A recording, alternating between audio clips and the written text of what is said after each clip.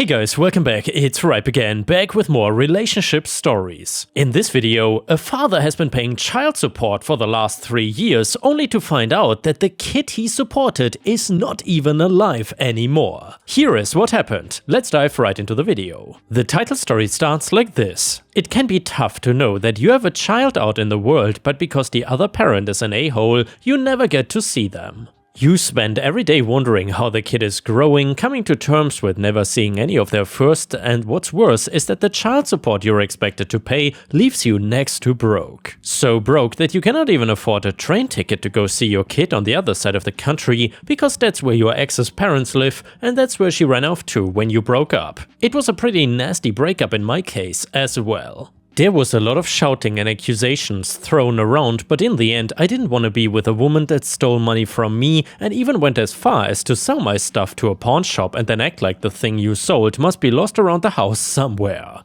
You have no idea how that felt, to think that I was losing my mind or something. In the end though, I caught her because I saw my stuff in the window of the pawn shop, and that was that. Years later, I'm still paying child support for a child I had not seen in over 3 years. She was about 6 months old when my ex ran off. I imagined holding her every night, watching her grow, hearing her first words and learning the names of all the things around her. For 3 years I was tormented by the fact that I would never get to see my child. That was until I saw an email on an old account of mine. A lot of things changed when I broke up with my ex, a lot of changes to expunge her from my life. I got a new phone, I set up new emails and accounts on near everything we shared. I basically started from scratch, all except my job. With nothing else to care for, I threw myself into my job and I was doing quite well for myself. They wanted me to go on some managerial courses, which would be perfect as I needed the money. I had not missed a single child support payment so far, which is great and all, but it left me with barely enough to survive each month.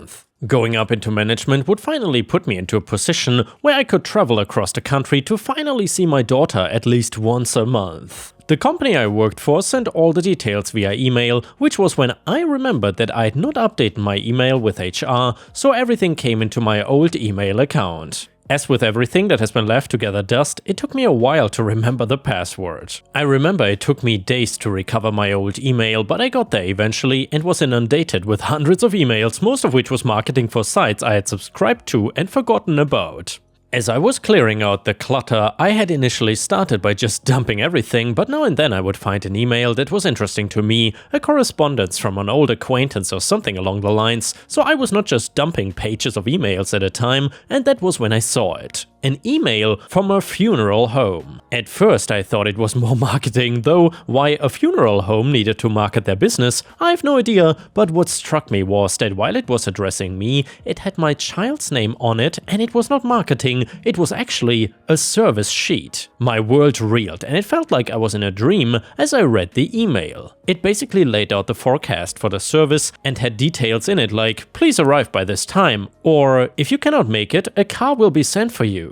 I read through the email 100 times trying to make sense of it, and the only conclusion was that my child had indeed passed away. I don't know how, but I do know that the date of the email was 3 years prior. I couldn't believe it. I got straight on the phone and called my ex. I asked her to explain herself, but she stated that she was just about to head out and didn't have time to talk, hanging up on me before I could say anything more. Of course, I didn't leave things here and I kept calling her, messaging her, until eventually she finally takes my call. She is crying down the phone at me, saying that she didn't tell me because she needed the child support money as she was having huge financial difficulties. She'd be living out on the streets if I did not keep paying her. I was so confused with emotions, I didn't know what to feel or think. I was angry, mortified, betrayed, and worst of all, I had lost my child. It didn't take long before the anger won out over everything else, and I was determined to not let this slide, and even if I had to bankrupt myself to do it, I was determined to make my ex pay.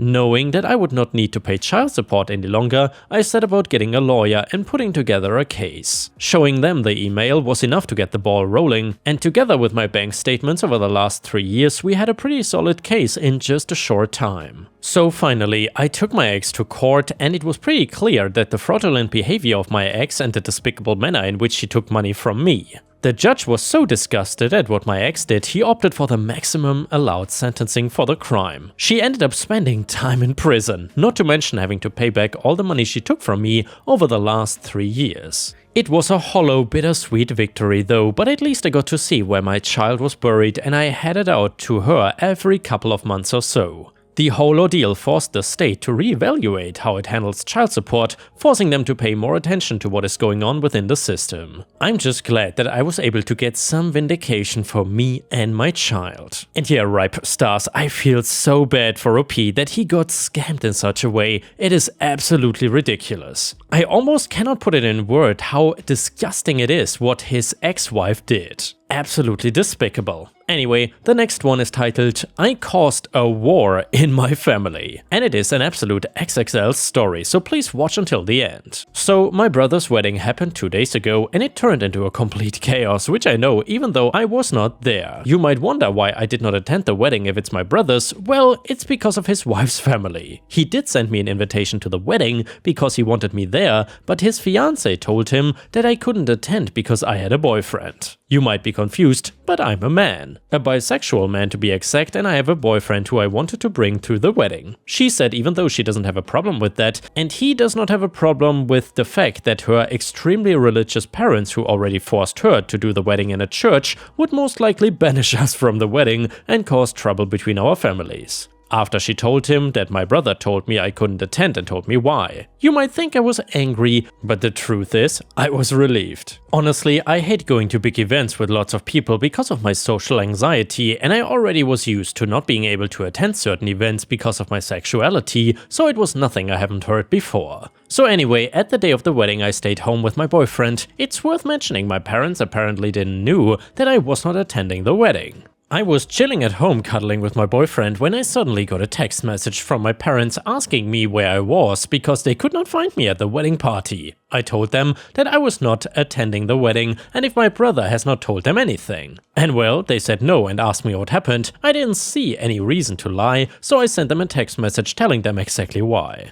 Now, I gotta admit I don't exactly know what happened after I sent them this message because they read it but didn't reply. And why do they care in the first place? They did not notice that I wasn't there before until the wedding was already over. They only noticed when the wedding party started. However, apparently my parents talked to my brother about it and all of a sudden my absence was the main topic of the wedding party. From what I heard, two fronts formed. On the one hand, my parents and the rest of my family against the family of my brother's wife, and apparently he as a husband now felt compelled to take her side and try to argue in her favor. It's crazy to think that I was just sitting at home living my best life with my boyfriend while all of that crap went down on his wedding.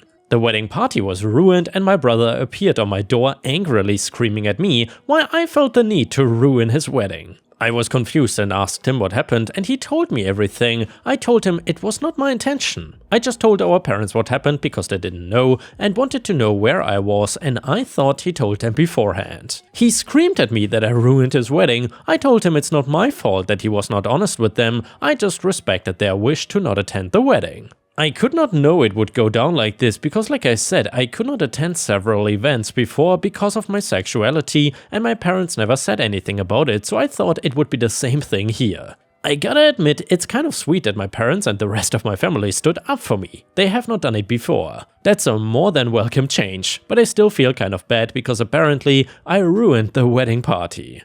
Update to the story. I did not think I would give an update, but many interesting things happened. So after my brother's visit, his wife and him went to the honeymoon. And the way the wedding party went might have been worse than what I imagined. What happens now is incredible. When I said in the main post that two fronts had formed, I only meant that metaphorically of course, but it's no longer that. While nothing much interesting happened in the first 2 days afterwards, the terror started as soon as my brother and his wife went on their honeymoon. My mom and dad visited me and told me how the wedding party escalated and that they were so close to physical violence. I thought it was funny at first, but this truly bothers me. I also want to point out that you did a great job at convincing me that it's not my fault, but hearing my parents' side still gave me a bad feeling in my stomach. However, like I said, the terror started shortly after they went to their honeymoon, and when I say terror, I mean that my sister-in-law's family found both my Facebook and Instagram account and started spamming me with hateful messages. I received insults and hateful messages from various different accounts who all had one thing in common: they all had somewhat of a Christian theme, and all of them had the same last name, so it was not hard to find out whose account it was. Mainly because I don't know my sister-in-law's family at all, I only know her, and I know that her parents were homophobic Christians. But whatever, they not only started attacking me, they also found out the account of my boyfriend over my account, because we are linked as a couple, and started to send him the same messages. The messages contained one-side typical bigot stuff like, "You're burning in hell for your sins!" One even called me and my boyfriend two devils in disguise. The other side, which is blatant insults, you get the idea. I called my parents and told them what they are doing. Then I sent a text message to my brother with screenshots of the messages his wife's family sent me, to which he replied that I should not disturb him with that during his honeymoon, as I already destroyed his wedding party. I couldn't believe it. He was just like them. He did send me an apology after my mom told me that she called him. But none of this is the main reason I'm giving you this update this early, because I got a call this morning from an unknown number. I hesitated because I thought it was just one of them, and I was right, but it was none of the people who insulted me. I heard a woman's voice who introduced herself as the half-sister of my brother's wife. She said it didn't went unnoticed what her family was doing, and that she wanted to apologize for them. I told her I'm not going to tell anyone in her family about this, and that I don't blame her for her family's actions. She thanked me and hung up. I don't know why, but I have this feeling that she only did this to protect her family from being reported or something. My mother wrote to me earlier that she wants to report the insults and the harassment of these people, and that she demands for my brother to divorce his wife or she will disinherit him from her will, because that is not how she raised him. That's a little radical in my opinion, but I understand where she's coming from. This entire thing escalated so much, it's unbelievable. Thank you all for your support on my first post. Now we got another update, and it goes like this. Some of you were wondering why I seem so calm and casual in the update when I'm being discriminated against. The truth is that I am in a relationship with my brother for 3 years now, and the things that happen now are nothing compared to what I've been through. Honestly, I receive hateful messages almost daily anyway, not only from their accounts but in general, and I learned to ignore that. There have been way worse situations in my life, such as when my boyfriend went to visit his family and I couldn't go with him. We kissed each other goodbye on the train station, and when the train left and no one saw it, a group of guys attacked me. I was sent to the hospital because of severe injuries, just to give you an idea on what I had to deal with in the past. And don't get me wrong, we will report my sister-in-law's family, but what they are doing is nothing I have not seen 1,000 times before. And of course, Ripestories, we got another update to the story, and it starts like this. So it's been a few days. First of all, me and my boyfriend are fine. Luckily for us, they didn't go any further than their text messages. My mom filed a report against them. I don't know the current situation about that, as I have not filed the report myself. Anyway, the reason I update you is a different one. First of all, one person in my sister-in-law's family is actually gonna testify in my favor and against her family. It really takes courage to do so. It's the same person that called me in the last update. Somehow they found out that she is into women too. Of course, no reason to hide it anymore. However, she said she is fine and is gonna stay at a friend's house. I have so much respect for what she does. Imagine the strength you need to testify against your own family. I now feel bad for assuming she only called me to save her family from being reported. More importantly, what is the current situation with my brother, you're asking? Well, my mom talked to him and told him to leave his wife or she will disinherit him from her will.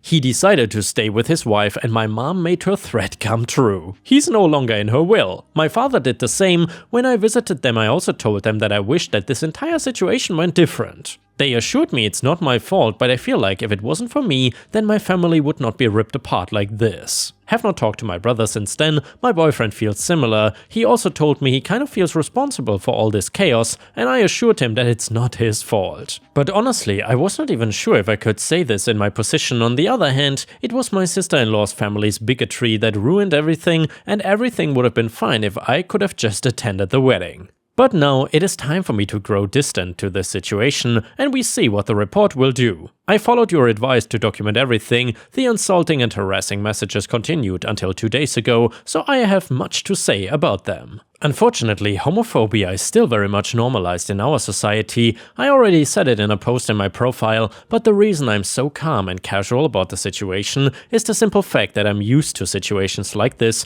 They don't get to me anymore. If I let any insult get to me, I wouldn't make it for a long time. It's honestly just a coping mechanism. I've been into situations where I was sent into the hospital because I kissed my boyfriend in public. And by the way, Ripestories, I'm really curious where OP is from. That must be an absolutely toxic society. I feel so bad for OP. Anyway, insults and harassment like theirs is nothing I have not seen before. Now we got another update and it reads like this. I think some of you all are waiting for an update, so here I am. Keep in mind that this update will probably be the last one, so last time I told you my mother was pressing charges against them, and to my surprise, he won. They were not going to jail or anything, but they had to pay for their actions, literally. There was one incident where my sister-in-law's dad was actually trying to find out where I lived and asked my brother who told him. Only God knows what he would have done to us if we still had lived there, but in the time span of the last 2 months, me and my boyfriend moved to a different place which my brother didn't know anything about. Also, their social media accounts were deleted. However, I don't know if this was part of their punishment or if they did it themselves. My mom has also carried out the threat towards my brother and disinherited him from her will. After he came back from his honeymoon, he begged her to put him in again. She said only if he apologized to me. She invited me and my boyfriend over, and my brother sat in the living room with this mad look on his face. She made him apologize, but I did not accept this apology because I could tell it was not sincere. He did it because he had to and not because he was actually sorry. I told my brother that I'm disappointed in him for who he became. Before that we had this huge bond, usually never judged each other for stuff like this, and all of a sudden he has such a problem with me having a boyfriend. I just don't get it. I told him that I miss the old him. He did not respond to anything, he just sat there quietly staring at the bottom. After I finished, he just got up and left. This was the last time I spoke with him, and it's already been a few weeks since this happened. My parents paid much more attention to the discrimination I faced since this incident. They wanted to learn more about the problems I face as a queer person. I really love them. My dad even got a bisexual pride flag for me and asked if he could hang it in our bedroom. I love that I have such great parents. I just wished for my brother to become the person he once was. By the way, since the case with my sister-in-law's family is over, I did not hear anything about their lesbian daughter anymore. She supported us during the process, but we lost contact afterwards, and I just hope she is fine now. The final update of my story happened 6 months ago, and I figured some of you might be interested in how things are currently going. So I'm back at least for this post. There have been some things that happened, and first of all,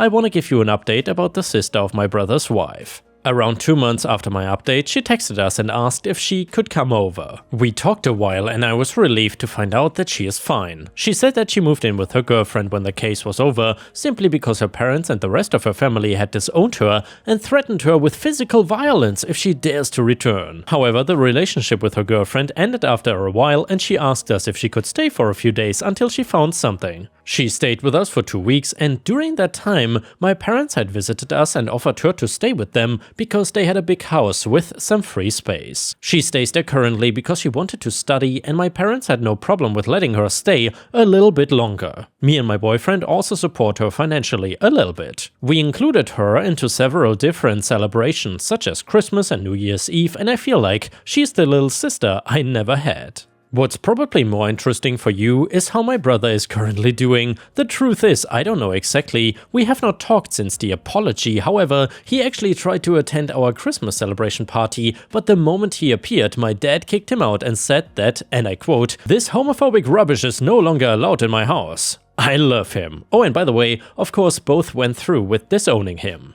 Also, my boyfriend and I are still together, and I feel like he might be the one I wanna marry. This entire situation made our bond so much stronger. I plan on proposing to him, but there are so many ideas floating around in my head for the proposal, I cannot really decide which one. Also, the social media accounts of my sister-in-law's family had disappeared entirely, all of them, but I assume they already made new ones under a new name. I'm just glad all of this is finally over. Honestly, I don't have any compassion left for my brother. I just wish he had never never developed this way. Everything that happened to him, he brought it on himself. If you want, guys, I can update you when I'm engaged. And now we got another update and it reads like this. I proposed and he said yes. Do you remember when I told you in my last update 2 months ago that I'll propose to my boyfriend? Well, I did it today. I brought up so many ideas that it was really hard to decide, so I gave him some subtle hints, not too obvious. Just enough to see how he reacts and then decide based on his reaction. In the end, I made a photo album of us featuring the most important events in our relationship.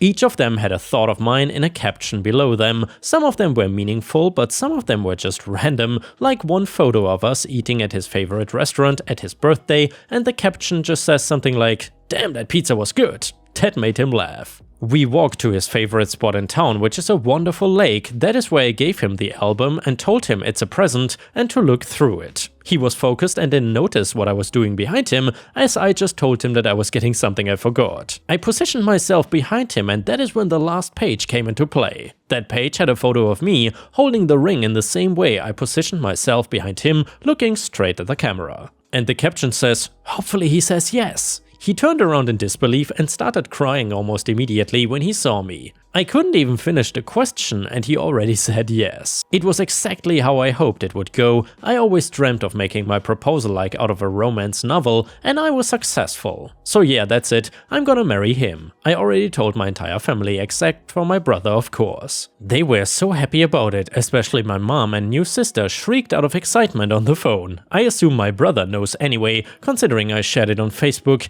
You guys probably are not wrong that he might plan something, but if he does, it won't stop us. And another update, it reads like this. My boyfriend and I will have a rather unconventional wedding. I just have to tell you guys this. We are currently planning our wedding, and instead of a regular wedding dance, we decided we want to have a lightsaber battle against each other. Of course, it's not just a random lightsaber battle, it's like a choreography that we have to learn. We are both huge Star Wars fans. My dad also loves Star Wars and said he wants to join, and he had an idea how to do that. He said to add like a story to it, that he wants to have a lightsaber battle against my fiance, where my fiance has to fight for the right to marry me, where my dad would eventually lose and then I would step in to test my fiance's strength myself, and there would be a lightsaber battle between us, and then I would acknowledge his force as worthy enough. I know some might think it's childish, but I'm so excited for it. Our wedding will be a day for people to remember. And yeah, Ripe Stars, I gotta say, this story was really a journey, and I'm so happy for the positive outcome for OP. Also, props to his mom and dad for having such a titanium spine and removing the awful discriminatory brother from the will. Absolutely amazing. And yeah guys, if you cannot get enough of my content, please don't forget to check out my podcast by searching for Ripestories on all major podcast platforms such as Spotify, Apple or Google Podcasts. Furthermore, you can find bonus content by going to patreon.com/ripeyoutube or by clicking the join button here on YouTube. For a small monthly fee, you will get access to dozens and dozens of exclusive videos you won't find anywhere else. Thank you so much for watching, and I hope to see you again tomorrow.